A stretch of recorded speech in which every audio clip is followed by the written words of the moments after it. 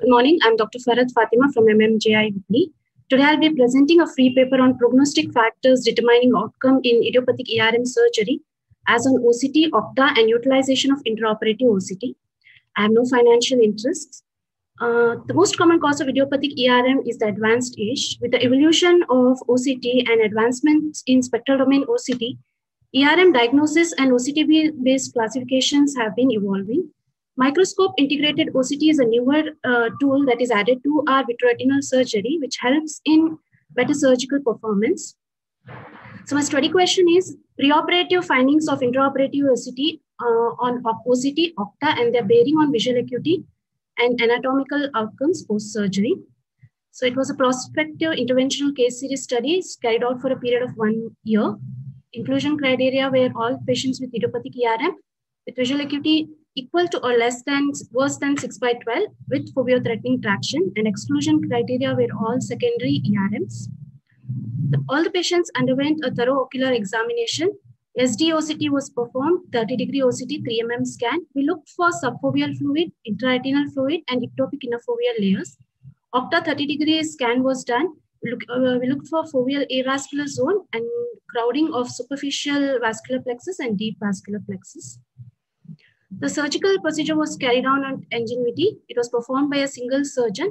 Pars plana vitrectomy was done. PVD induction was done, IVT assisted. ERM and ILM peeling were done, BBG assisted, and intraoperative OCT was used to ensure complete removal and apparent reduction in the macular thickness. The patient was followed up on first, second, and third months, and at each visit, we did a complete ocular examination, OCT, and OCTA. So we had 42 eyes of 42 patients, the mean age of around 62 years, 18 were males and 24 were females.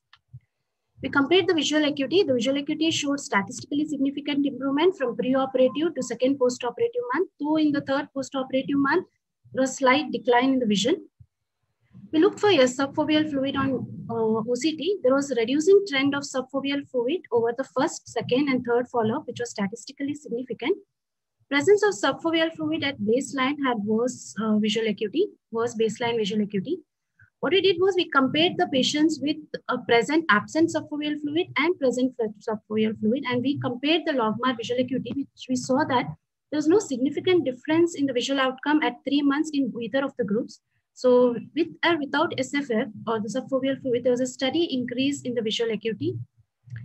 We looked for IRF. The eyes with the intraretinal fluid, the visual acuity was worse than in eyes without IRF at the final follow-up. ERM staging was done based on Goet et al. It showed a significant decrease in the staging of the ERM, with the p-value was significant. There was downgrading of Eiffel grades over 3 months, though Eiffel persisted in majority of the cases. So if you see here at the beginning, there were stage 4 ERM about 71% of our patients, but at the end of third month, there were around 35 patients. So a significant reduction in the Eiffel, downgrading of the Eiffel. We looked on the OCTA looking for a superficial vascular plexus to look for the crowding. And what we saw this is the SVP crowding increased in the first post-op month, but remained constant in the second, and then declined in the third post-op month.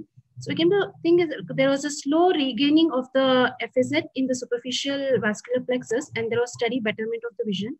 When we compared this with the logMAR visual acuity, we saw that there was improvement in both, but eyes without SVP crowding had little worse vision than those with crowding at the end of 3 months.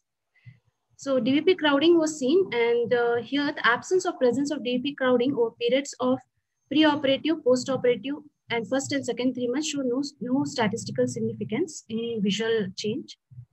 We looked for the foveal avascular zone, so whether the foveal avascular zone was absent or present.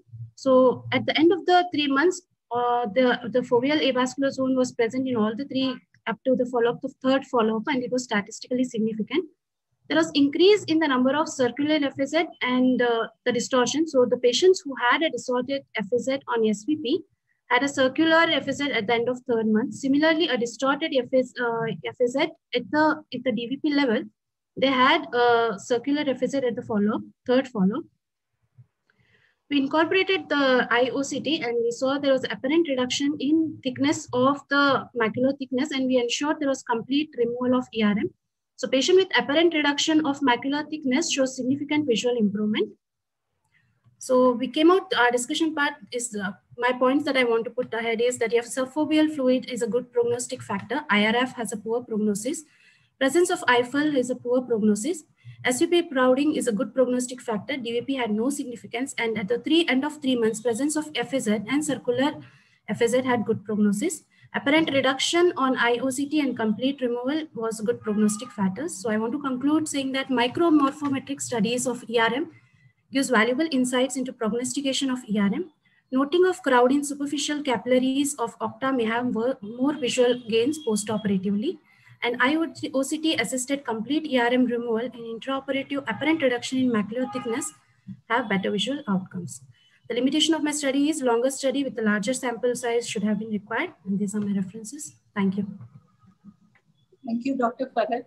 It's a pity your study is not being judged because you're the first person to get to timing.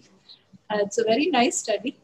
And the only thing is, since it was prospective and not everybody has access to intraoperative OCT, it would have been good to have a control group without IOCT and to see whether there was a difference in the outcome. But otherwise, nicely done study.